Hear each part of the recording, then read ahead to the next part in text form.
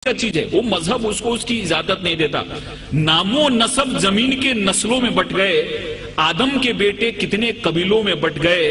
آئے ہیں جب سے پیش امامت کے مسئلے، سجدے ہمارے کتنے مرحلوں میں بٹ گئے، یہ کس طرح سے قوم کو الزام گمراہی، جب رہنما ہی قوم کے فرقوں میں بٹ گئے۔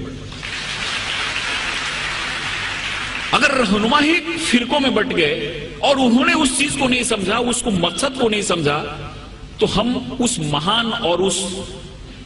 گریٹ ریلیجن کو کیوں دوست دیں جنہوں نے پوری دنیا میں امن کو لایا۔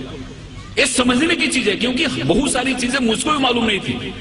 میرے بھی من میں بہت سارے مس انڈرسٹینڈنگ تھے۔ جب میں نے اسلام کو پڑھا اور اسلام جاننے والوں سے چرچا کی تو میرے من میں بہت سارے مس انڈرسٹینڈنگ تھے، وہ مس انڈرسٹینڈنگ دور ہو گئے۔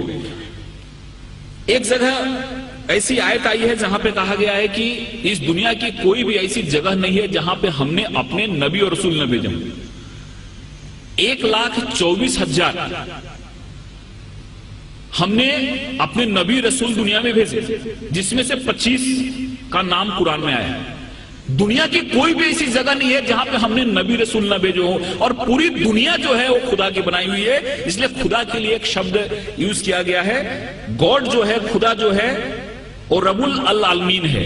اور پروفٹ محمد جو ہیں وہ رحمت العالمین ہے۔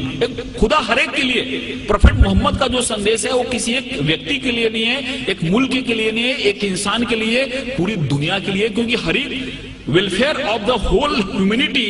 اس چیز میں آتی ہے۔ اس لیے اس چیز کو جب ہم سمجھتے ہیں، اس چیز کو ہم اپنے ذہن میں لاتے ہیں، تو ہم کو ایسا لگتا ہے کہ اسلام جو ہے، اسلام کا جو مین، جس کو ہم گابھا مراٹھیوں بولیں، ایسنس بولیں، ہندی میں سار بولیں، وہ ہے کہ انسان ایک کیسے بہتر زندگی جی سکتا ہے اور خدا کے کیسے قریب جا سکتا ہے، ایک چیز ہمارے اسلام میں بتائی گئی ہے۔ اور مجھے امید ہے کہ اس طرح کے کارکرم سے یہ جو بات ہے لوگ تک پہنچے گی اور انسان ایک اچھا بہتر انسان بنے گا، اور ہر ایک انسان کے من میں پیار محبت کی بات آئے گی۔ قرآن میں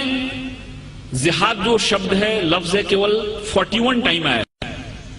لیکن اور جو چیزیں ہیں،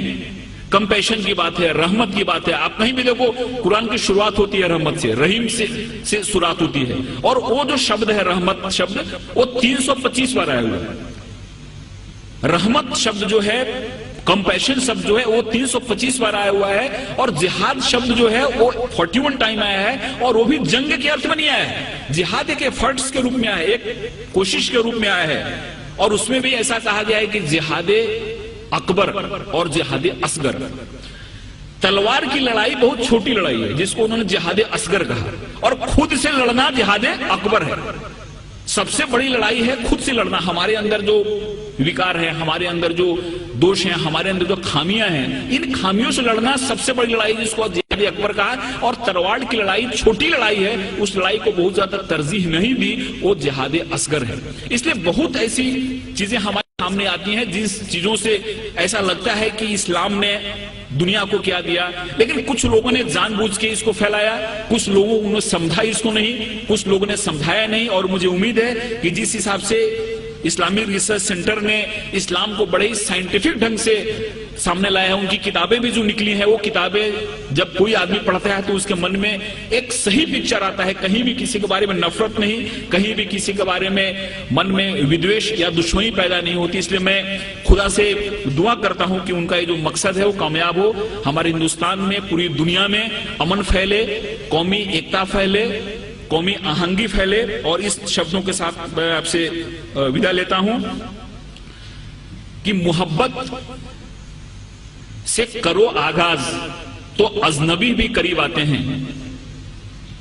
محبت سے کرو آغاز تو اجنبی بھی قریب آتے ہیں، اور محبت ہے ایک روحانی منزل جہاں فرشتے بھی سر جھکاتے ہیں۔ خدا حافظ۔